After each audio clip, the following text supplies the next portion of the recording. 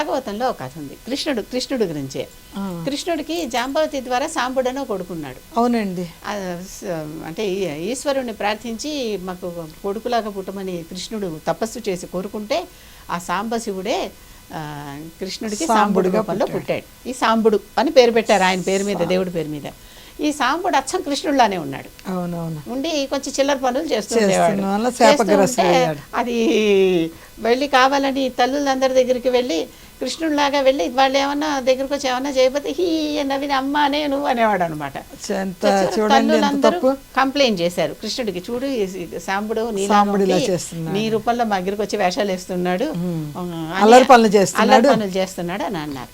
అల్లరి వాడే, తుంటరి వాడే అనేసరికి కృష్ణుడు కోపం వచ్చింది. కుష్టు వ్యాధి అంటే రాజు కొడుకైనా సరే అవతలవాడు తప్పు చేసిన వాడు శిక్ష వేయాల్సిందే, శిక్ష వేస్తాడు ఖచ్చితంగా. కనుక నీకు కుష్టు వ్యాధి వస్తుందని శాపం ఇచ్చాడు. కుష్టు వ్యాధి వస్తుందని శాపం ఇస్తే ఆ వ్యాధి మరి నాకు ఎలా పోతుంది నాన్న అని ఏడిచాడు. మరి అంతే కదా, నీకు ఆరోగ్యం కలగాలంటే సూర్యుడే దిక్కు. కనుక సూర్యుడు, అందుకని ఆశ అనే పేరు కూడా ఉంది సూర్యుడికి. ఆశ, హోప్, తూర్పు దిక్కుకి హోప్ అని పేరు. అందుకనే కదండి ఏమి అగమ్య గోచరంగా ఉన్నప్పుడు ఏమి చేయలేనప్పుడు ఏం చేయగలరు, తూర్పు తిరిగి దండం పెట్టుకో అంటారు పెద్దవాళ్ళు. సూర్యుడే నీకే ఈ శాస్త్రం వచ్చినట్టుంది అని పెద్దవాళ్ళు ఈ రకంగా చెప్పారు. నారాయణుడు అవునా. అది కనుక ఏం చేశాడు, వెళ్ళి రకరకాల క్షేత్రాలకు వెళ్ళి అక్కడ సూర్య దేవాలయాలు కట్టి అక్కడ నదుల్లో మునిగి అక్కడ సముద్రంలో మునిగి చాలా చేశాడు. ఎన్నో ఆలయాలు. జమ్మూ కాశ్మీర్లో జమ్మూలో మార్తాండ మందిరం అని ఉంది. ఎంత పెద్ద అసలు అది ఎంత అద్భుతమైన మందిరం అంటే కళ్ళంబడి నీళ్ళు వస్తాయండి చూస్తే. నిజంగా ఏడ్ చేశాను. ఎందుకట్లా అంత గొప్ప ఆలయాన్ని విరగొట్టేశారండి. ముక్కలు ముక్కలు ముక్కలు ముక్కలు చేసేసారండి. అసలు ఎంతో లోతుకి తవ్వి పునాదుల్లో కాగే అంటే సలసల మసులుతున్న నిప్పులు పోసేశారు. కాలుతున్న నిప్పులు పోసి మరి రాళ్ళు కదా అవి, రాతి మందిరం. ఆ తర్వాత ఇప్పుడు ఇంకొక కొత్త ఆలయం కట్టుకున్నారు. మరి అదే నాశనం అయిపోయింది కదా. కొత్త ఆలయం కట్టుకున్నారు. స్థలం ఉంది కాబట్టి తీర్థయాత్ర అంటారు. అందుకని అక్కడ మళ్ళీ పునర్నిర్మాణం చేశారు. అసలు ఆలయం అంతా ఇప్పుడు మీకు రాళ్ళు తప్ప ఏమి, స్తంభాలు రాళ్ళు, విరిగిపోయిన శిల్పాలు, నరికేసిన తలలు తప్ప, అంటే రాతి తలలు, శిల్పాల తలలు తప్ప ఏమీ లేవండి. ఆ భయంకరమైన యుద్ధాలు జరిగి బ్రాహ్మణుల తలలన్నీ నరికేసి వాళ్ళ జంధ్యాలు తెంపేసి అక్కడ కశ్మీరీ బ్రాహ్మణులు ఉండేవారండి. అవునండి, వాళ్ళందరూ కూడా సరస్వతి నది ఉండే చోట సరస్వతి బ్రాహ్మణులని ఉత్తరాదిలో ఒక తెగ. బ్రాహ్మణులలో ఇక్కడ అక్కడ బ్రాహ్మణుల తెగలు ఇక్కడంతా నియోగులు, వైదికులు ఇలాంటి పేర్లు ఎక్కువ తెలుస్తాయి. అవే ఎక్కువ వాడుక భాష. అక్కడ సరస్వతి బ్రాహ్మణులు ఉన్నారు. సరస్వతి నది ఒడ్డున ఉన్న బ్రాహ్మణులు. సరస్వతి నది ఒడ్డున ఉన్న బ్రాహ్మణులకి సరస్వతి వాళ్ళ శాఖ, వాళ్ళ శాఖే బ్రాహ్మణుల ఆ శాఖ సరస్వతి శాఖ. ఆ శాఖని ఇక్కడెక్కడ వినలేదండి. సరస్వతి ఇక్కడ కాదుగా, అక్కడ కదా ఉంది. సరస్వతి ఉన్న భాగం అంతా అటువైపు కదా. అలాగా ఇప్పుడు ఈ శాఖ ఉంది. ఆ బ్రాహ్మణులందరికీ జంధ్యాలు తెంపి రక్తంతో తడిసిన జంధ్యాలని తూచి వాళ్ళు ఎన్ని జంధ్యాలు తెస్తే అంతంత బహుమానాలు ఇచ్చారటరా. అమ్మ బాబోయ్, ఇది రాసి ఉంది. ఇక్కడ మార్తాండ మందిరం. ఈ మార్తాండ మందిరాలన్నీ సాంబుడు గురించి చెప్తూ మార్తాండ మందిరం చెప్తున్నాను. అవునండి, ఈ మందిరాలన్నీ సాంబుడు చెప్తుంటేనే మరి మీరు కళ్ళమ్మడి నీళ్ళు వచ్చినాయి అన్నారు. చూస్తే వింటేనే మనస్సు భరించలేనంత బాధగా అనిపిస్తుంది. ఇక్కడ వింటేనే కళ్ళమ్మడి నీళ్ళు వస్తున్నాయి. నాశనం చేయాలని ఎలా అనిపిస్తుందో ఏమిటో, అది ఏమి నేర్చుకున్నారో, మానవత్వం అనేది ఎందుకు ఉండదో తెలీదు. నా మాట వింటేనే మనిషి వీలాతే లేదు చచ్చిపో అనేటటువంటి వాళ్ళని. ఇప్పుడు ఒక విషయం అండి, సపోజ్ మీకు కాఫీ ఇష్టం, నాకు టీ ఇష్టం అనుకుందాం. నేను మిమ్మల్ని చంపేస్తాను, మీరు నన్ను చంపేస్తాను అంటే ఎట్లా కుదురుతుంది? చాలా తప్పు కదా. మీ కాఫీ మీరు తాగండి, నా టీ నేను తాగుతా అంటే సరిపోలే? ఎందుకు లేదంటారు ఆ భావాలు? అందరూ దేవుడు మెచ్యూరిటీ లేక కాదు, అందరూ దేవుడు సృష్టించిన మనుషులే కదండి. మెచ్యూరిటీ లేక స్వభావాలు. చిన్నపిల్లలకి చాక్లెట్ ఇస్తే నాకంటే వాడికి పెద్ద చాక్లెట్ ఇచ్చావని కొట్లాడు, రెండు ఒకటేగా ఉన్నా. అదేదో లావో పొడుగో ఎత్తుకోవాలో ఏదో చెప్తాడు కదా, కావాలని తంపులు పెట్టుకుంటాం గొడవలు. అంతే. చిన్నపిల్లలు వాళ్ళకి తెలియదు, అంతే మనస్తత్వంలో ఉంటే అంతే. అంతే. అది చిన్నపిల్లలకి ఇద్దరి పిల్లలకి వెళ్ళి ట్రై చేస్తుంటే రెండు చాక్లెట్ ఇచ్చి ఓకే. అవునండి, పిల్లల దగ్గర ముందు మనకిచ్చింది ఏంటని చూడరు, అవతలకి ఇచ్చిన వాళ్ళకి ఏమిటి అన్నదే చూస్తారు. అంతే, అదే మన పిల్లలు ముందు మన చేతిలో చూసుకోరు. ఆగిపోయింది ఎదుగుదల అక్కడ ఆగిపోయింది. అంతే, అంతకు మించి నేను ఇంకో పదం వాడలేను. అదే మనం చూస్తున్నాం కనుక నిత్యంలో చెప్తున్నా. అలా ఆలయాలు కట్టుకుంటూ వచ్చి గుజరాత్లో మొధేరాలో చాలా అద్భుతమైన ఆలయం కట్టాడు. గుజరాత్లో ఆ ఆలయం ఉన్న ప్రాంతం పేరు మొధేరా. మొధేరా సూర్య దేవాలయం అని. చూడండి ఎంత అద్భుతమైన ఆలయం అంటే అసలు అక్కడ ఇప్పుడు ఏమీ లేదు, లోపల దేవుడు లేడు, గబ్బిలాలు ఉన్నాయి. ఇప్పుడు ఏమీ లేదంటారు. ఉంది, పెద్ద సరస్సు ఉంది, సూర్య సరస్సు, పెద్ద సూర్య సరస్సు, అన్ని ఉన్నాయి అక్కడ. ఇంకా లోపల అసలైన సూర్యుడు దేవుడి విగ్రహం ఉందే, నరికి తీసుకెళ్ళిపోయారు. మేము లోపలికి వెళ్ళబోతే ఒక్కసారి వందలాది గబ్బిలాలు వచ్చేసాయి. వాసన అంటే కాసేపు మౌనమే భాష అవుతుంది చూడండి, మాట రావట్లేదు. ఓంకారంలో ఆవు మా అని 3 శబ్దాలతో పాటు ఇంకొక శబ్దం ఉంటుంది, 4వది, అది నిశ్శబ్దం. నిశ్శబ్దమే. ఓం చెప్పాక కాసేపు ఆగుతాం కదా, అర్థమైందా? నిశ్శబ్దానికి కూడా అర్థం ఉంది, నిశ్శబ్దానికి కూడా భాష ఉంది, నిశ్శబ్దానికి కూడా భావన ఉంది. ఆ లోపలికి మేము వెళ్ళి అలా తిరిగి వస్తే అసలు ఎంత దుఃఖం వచ్చిందో, అసలు వాటికి అంతం లేదండి, ఆ ఏడుపుకి అంతం లేదు. అంటే అన్నీ అతీతమైపోయింది కనుక కళ్ళనీళ్ళు రావట్లేదు, అంతేగాని దుఃఖం మాత్రం మనసు భారంగా, గుండె భారంగా అది అలాగే ఉంటుంది. ఇలా ఆయన గుళ్ళు కట్టుకుంటూ వచ్చి సాంబుడు కోణార్కలో, ఒరిస్సాలో ఉంది ప్రస్తుతం, అది ఒడిశా అంటాము. ఆ ఒడిశాలో కోణార్క అక్కడ బాగుంది దేవాలయం. అక్కడ లేదు, ఎక్కడ బాగుందండి, అక్కడ సూర్యుడు లేడుగా. కానీ ఆలయం ఇంత కూడా సూర్యుడు లేడు. సూర్యుడు లేడు ఉన్నాడని కాదు, ఆలయం కనీసం యాత్రికులకు చూస్తానికైనా ఉంది. ఇప్పుడు మీరు చెప్పినంత ఘోరంగా మొధేరా ఇంకా ఎక్కువ ఉంది, అంతగా కోణార్క కంటే మొధేరా ఇంకా ఎక్కువ ఉంది. కోణార్కకి తల కొట్టేశాడు, పైన గోపురం కొట్టేశాడు కనుక మీకు వెలుగు పడుతోంది కనుక మీకు ఏదో బాగున్నట్టుగా అంటే మాకు అంత చరిత్ర తెలియదు కదా. ఇక్కడ మొధేరాలో శిఖరం కొట్టేలా, శిఖరం కొట్టేలా చీకటి గుహలాగా ఉంది లోపల. సూర్యుడు ఏమిటి, చీకటి ఏమిటి చెప్పండి. అంటే ఇక్కడ గోపురం అంతా ఉంది, గోపురం ఉంది.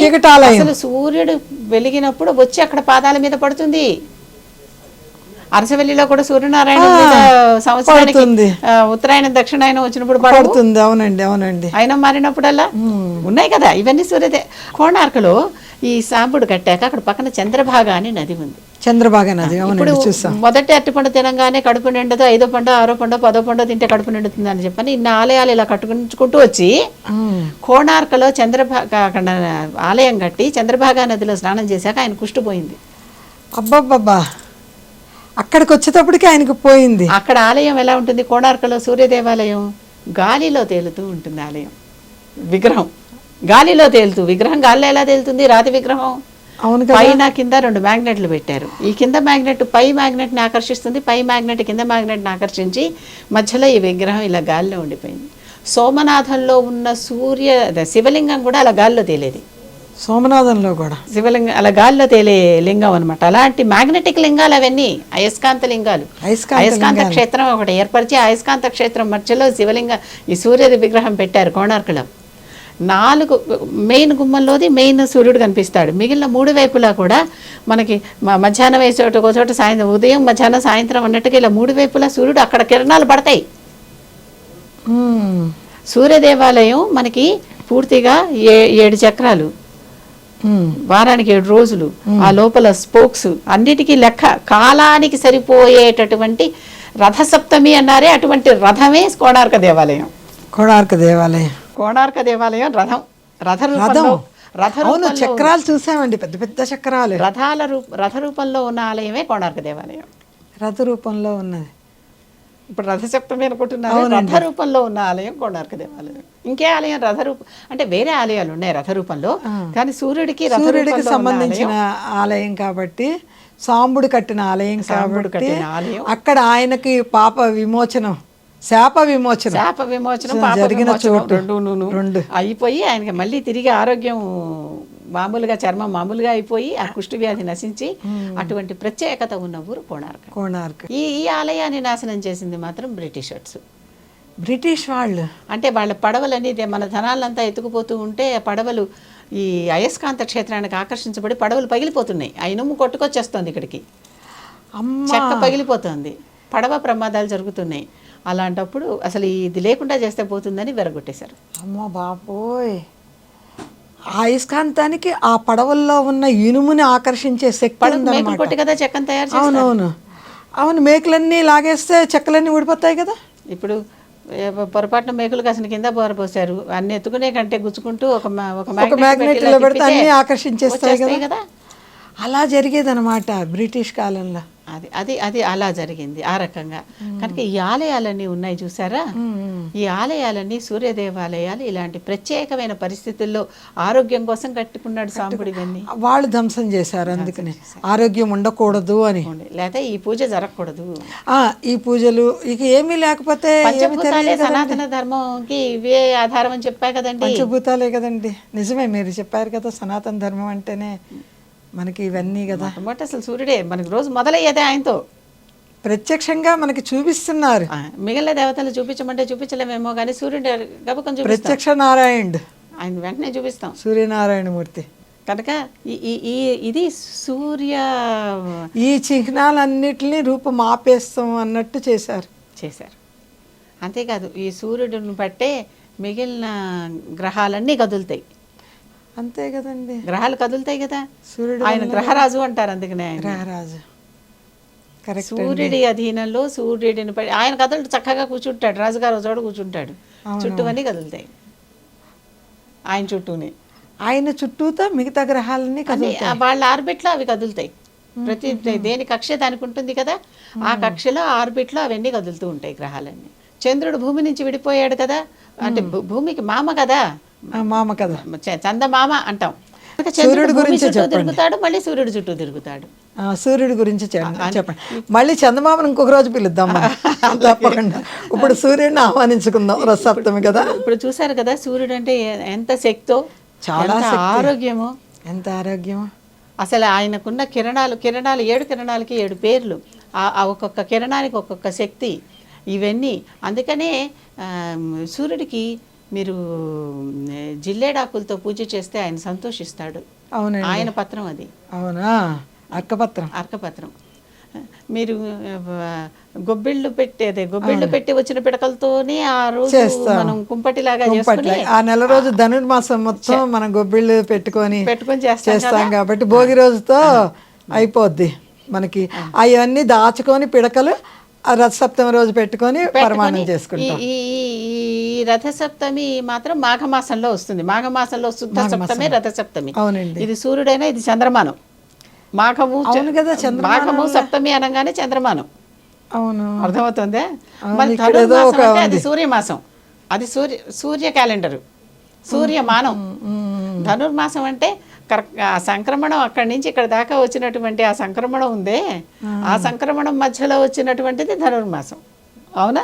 అవునండి. మకర సంక్రమణం నుంచి ధను సంక్రమణం వరకు మధ్యలో జరిగేటటువంటిది ధనుర్మాసం. కనుక ధనుర్మాసం మనకు కొంత ఆ నెలలో ఉన్నట్టు కొంచెం ఈ నెలలో ఉన్నట్టు కనిపిస్తుంది. ఎందుకంటే అది యాజ్ పర్ సూర్య మూమెంట్, సూర్యుడి గమనం ప్రకారం తిరిగేటటువంటిది సూర్యమాసం అయింది, ఇది చంద్రమాసం. కనుక ధనుర్మాసం మనకి 2 నెలల్లో విస్తరించింది కదా అనుకుంటాం. అవును కదా, కారణం అది సూర్యమానం, ఇది చంద్రమానం. చాలా అద్భుతంగా ఈ 2 రకాల మానాలు ఉన్నాయి, ఇంకా చాలా మానాలు ఉన్నాయని చెప్పుకున్నాం కదా. ఇంకా ఉన్నాయి, కానీ మనకి తెలిసింది సూర్యమానం, చంద్రమానం. బార్హస్పత్యమానం కాశీలో వాడేది అదే. అవును, చెప్పారు, అది ఉంది.